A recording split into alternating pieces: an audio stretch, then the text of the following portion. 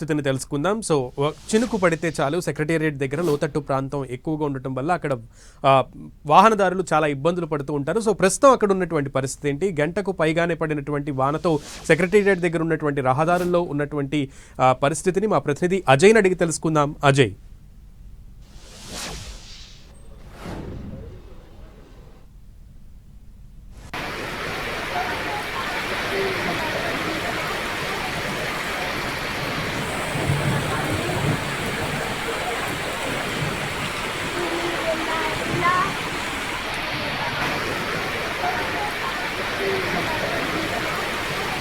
Right, హైదరాబాద్ను వాన కుదిపేసిందనే చెప్పాలి. ముఖ్యంగా ఆఫీసుల నుంచి ఇళ్లకెళ్ళేటువంటి ఉద్యోగస్తులందరూ కూడా భారీగా ఇబ్బందులు పడ్డారు.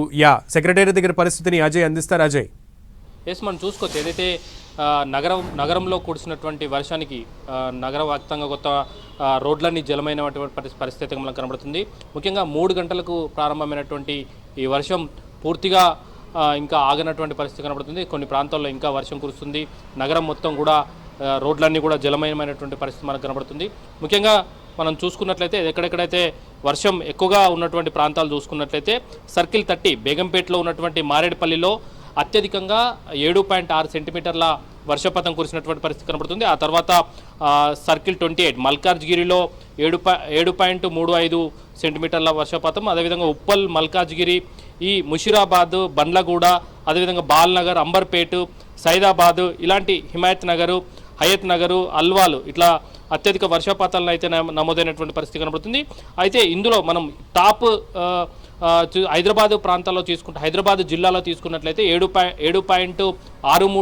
7.63 సెంటీమీటర్ల వర్షపాతం నమోదు కాగా, రంగారెడ్డి జిల్లా తీసుకున్నట్లయితే 8.53 సెంటీమీటర్ల వర్షపాతం అత్యధికంగా నమోదైనటువంటి పరిస్థితి కనబడుతుంది. అత్యల్పంగా చూసుకున్నప్పటికీ కూడా దాదాపుగా 5 సెంటీమీటర్ల వర్షపాతం అత్యల్పంగా నమోదు కాగా, అత్యధికంగా 8.53 సెంటీమీటర్లు నమోదైనటువంటి పరిస్థితి కనబడుతుంది. ఇందులో రంగారెడ్డిలో అత్యధికంగా రంగారెడ్డి జిల్లాలోని ఇబ్రహీంపట్నంలో అత్యధిక వర్షపాతం అయితే నమోదైనటువంటి పరిస్థితి మనం చూసుకోవచ్చు. అయితే ఇందులో ఎక్కువగా వర్షం పడడం వల్ల ఇటు రోడ్లన్నీ జలమయమైనవి, ముఖ్యంగా కాలువలు పొంగిపడుతున్నటువంటి పరిస్థితి కనబడుతుంది. ముఖ్యంగా నాలాలు ఏవైతే ఉన్నాయో హైడ్రా ఇప్పటికే అనేక ప్రాంతాల్లో కూల్చివేతలు చేయడం జరిగింది. ఏదైతే రిటర్నింగ్ వాళ్ళను కూడా కూల్చివేసినటువంటి స్థితి. ఆ నేపథ్యంలో ఏదైతే నాలాల నుండి వెళ్లాల్సిన నీళ్లు కాస్త రోడ్లపైకి వచ్చినటువంటి పరిస్థితి కనబడుతుంది. ముఖ్యంగా కంటోన్మెంట్లో పూర్తిగా రోడ్లన్నీ కూడా జలమయమైనటువంటి పరిస్థితి. చాలా వరకు కార్లు, వెహికల్స్, అదేవిధంగా బైక్స్ కూడా కొట్టుకుపోయినటువంటి పరిస్థితి కనబడుతుంది. హకీంపేటలో కూడా కాలనీల్లోకి వరద నీరు చేరి రోడ్ల మీద ఉన్నటువంటి బండ్లను కూడా కొట్టుకుపోయినటువంటి పరిస్థితి కనబడుతుంది. నాచారంలోని భవానీ నగర్, రాఘవేంద్ర కాలనీ, అదేవిధంగా మాదాపూర్లోని నెక్టా గార్డెన్ వద్ద కూడా భారీగా వర్షపాతం నమోదు కావడం, రోడ్లపైకి నీళ్లు వచ్చినటువంటి పరిస్థితి కనబడుతుంది. నగరంలో కురిసినటువంటి భారీ వర్షాలకు లాలాపేట, నాచారం లాంటి ప్రాంతాల్లో కూడా రోడ్లపైకి నీళ్ళు వచ్చినటువంటి పరిస్థితి కనబడుతుంది. బోయిన్పల్లిలో ఉన్నటువంటి వ్యవసాయ మార్కెట్లో పూర్తిగా అక్కడ జలమైనటువంటి పరిస్థితి కనబడుతుంది. అక్కడైతే ఏదైతే పార్కింగ్ ప్లేస్లో పార్క్ చేసినటువంటి వెహికల్స్ అన్ని కూడా జలమయమైనటువంటి పరిస్థితి కనబడుతుంది. అదేవిధంగా మాదాపూర్లోని గచ్చిబౌలి, రాయదుర్గం ప్రాంతాల్లో అయితే ఎక్కువగా ఈవినింగ్ వీకెండ్ కావడం, అదేవిధంగా ట్రాఫిక్, ఐటీ ఈవినింగ్ అంతా కూడా ఐటీ ఉద్యోగులంతా కూడా ఇంటికి వెళ్ళే అవకాశం ఉండడంతో అక్కడ కూడా భారీ ఎత్తున ట్రాఫిక్ జామ్ అయినటువంటి పరిస్థితి కనబడుతుంది. ఇప్పటికి కూడా వెహికల్స్ అన్ని కూడా కదలని పరిస్థితి ఉన్నది.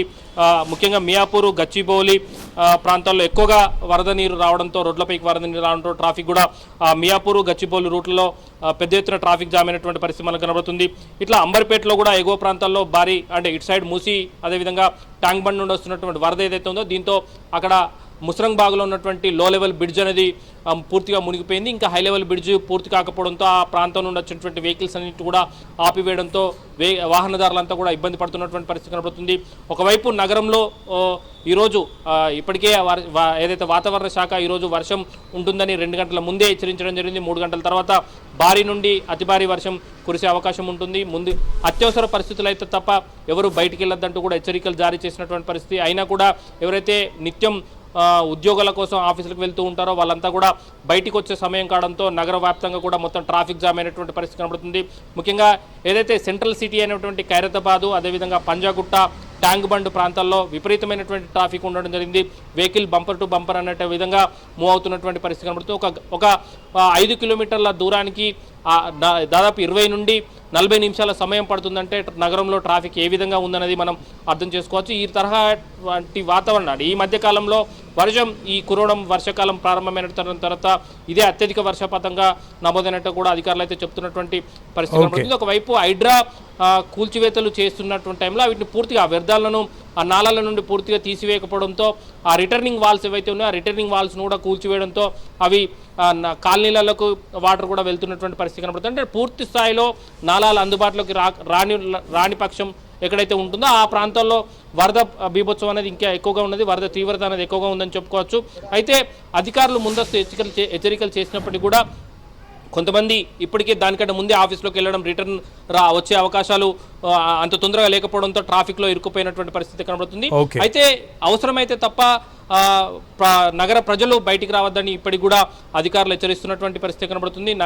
ఇంకా అర్ధరాత్రి వరకు కూడా ఈ ట్రాఫిక్ జామ్ అనేది కొనసాగే అవకాశం అయితే లేకపోలేదు. ముఖ్యంగా చూసుకున్నట్లయితే ఇటీవల బతుకమ్మ కుంటను అంబర్పేటలో ఉన్నటువంటి బతుకమ్మ కుంటను హైడ్రా రెనోవేషన్ చేసింది. అక్కడికి కూడా ఒక కారు కొట్టుకొని వచ్చినటువంటి పరిస్థితి మనకు కనబడుతుంది. ఓకే అజయ్.